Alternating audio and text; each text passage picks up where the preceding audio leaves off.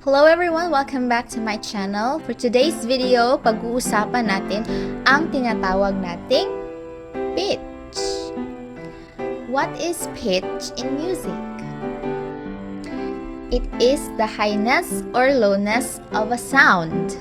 Ibig sabihin, kung sa Tagalog, ito ay ang pagtaas o ang pagbaba ng isang tono o mga tono sa isang musika.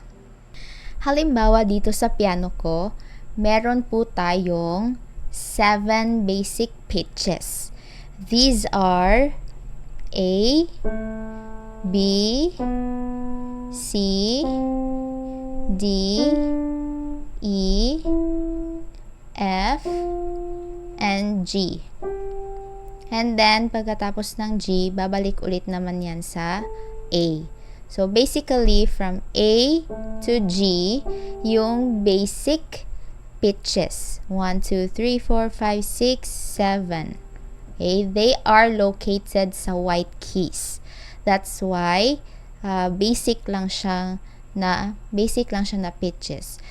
Ngayon, pag sabihin nating 12 definite na pitches, ito ay kasali na ang black keys. Okay? Kasali na yung black keys. So, for example, if this is A, yung A sharp, okay, that's the 8th pitch. Then, C sharp, that's the 9th. D sharp, F sharp, G sharp. Okay? Tas meron pang ulit pa sa A sharp. So, 1, 2, 3, 4, 5. So, 7. 1, 2, 3, 4, 5, 6, 7, 8, 9, 10, 11, 12. Okay, that's why it's 12 definite pitches. The 7 basic pitches is yung nasa white keys. But, kung meron black keys, yan ay magiging 12 definite pitches. Okay? So, sa piano, meron tayong lowest pitch actually. Lowest pag nasa bandang huli ng left part ng piano. There is also middle tones, like yung nasa gitna ng piano. When you sit down in front of the piano, andyan yung mga middle tones. High tones is yung right part from higher C to the next. Okay, and then the highest tones will be yung nasa bandang huli na ng right part ng piano. Ayan. Sige. So, yung pitches ay merong lowest, merong low tones, middle tones, high tones, and then the higher tones on the right, the most right part of your piano. So, lahat ng mga kanta ay nagsisimula sa pitch. Kung magko-compose ka ng kanta, ikaw ang pipili kung anong pitch ka magsisimula o anong pitch ang gagamitin mo para magawan mo ng tono. Especially pag meron ka ng mga lyrics. So, kahit anong instrument man yan, piano ba or guitar, ukulele, kalimba, violin, at iba pa, ay talagang dito tayo magsisimula sa pitch. So, for example, dito sa isang music sheet, ipapakita ko po sa inyo kung paano ba tumaas at bumaba yung pitch ng sample ng music sheet. So, for example, yung music sheet looks like this. As you can see, if this is the first pitch na sinulat ng isang composer, the next one is going up. Okay? It skips actually. So, for example, if the composer wrote the first pitch, which is the E, Okay, E. And then, yung next naman ay yung G. Then, next is bumalik ulit siya sa E. And then, middle C. Okay, so, take note kung paano naman yung pitch niya tumaas, bumaba, and then, nag-steady. Okay, kasi ito, pareho sila eh. They are still middle C. So, next naman sa left hand, from A, yan, from A, nag-steady, pero pagkatapos yan, bumaba, tapos tumaas. Okay? Pag ang isang pitch ay nilagyan ng another pitch, tapos dinudugtungan na naman ng another kind ng pitch. Okay?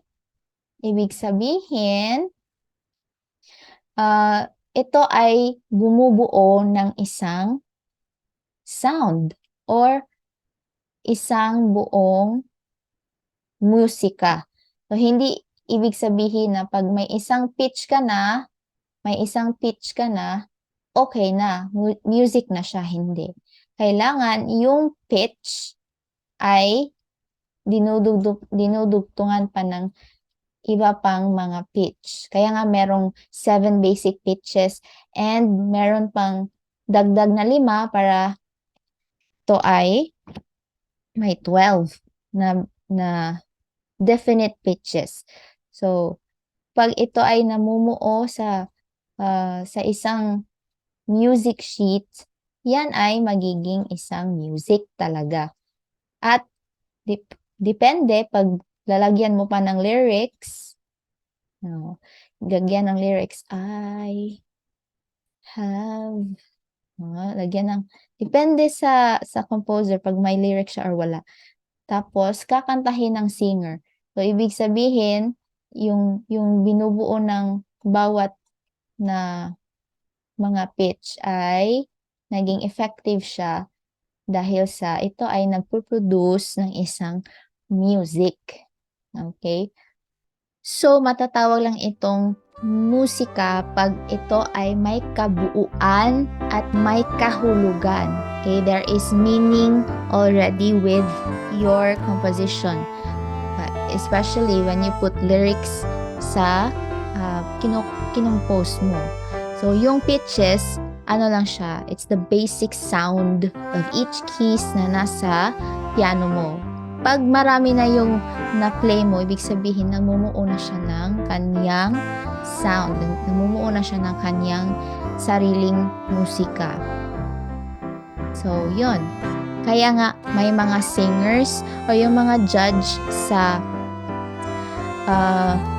singing contest, pag sabihin nilang na parang nag-high yung pitch mo, parang bumaba yung pitch mo, or parang nag-flat yung pitch mo. Ibig sabihin, yung tono na nilabas ng iyong bibig. Okay? Ibig sabihin yun ay parang konting hindi tama yung pag-akyat, hindi tama yung pagbaba, pagtaas o pagbaba ng iyong tono. So, halimbawa naman, pag ang isang tao ay sumisigaw or ang isang tao ay nagsasalita, meron siyang kanyang sariling pitch. Meron siyang sariling tono na nilabas niya sa kanyang bibig. So, dahil may pitch yung isang tao, may pitch o may tono yung sinasabi ng isang tao, hindi ibig sabihin na ay musika na yon. Hindi.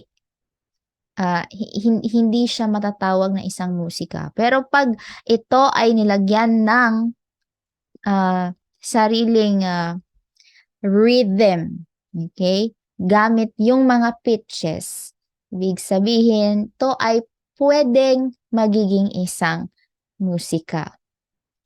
So, I hope na naintindihan nyo yung simpleng explanation lang naman ng pitch. So, I think that's all for today for this video about pitch. So, if you like this video, please don't forget to like and subscribe, and also to ask questions if you have a lot of questions, or if you like this video, you can comment down below and share it to your friends. Thank you so much. Bye!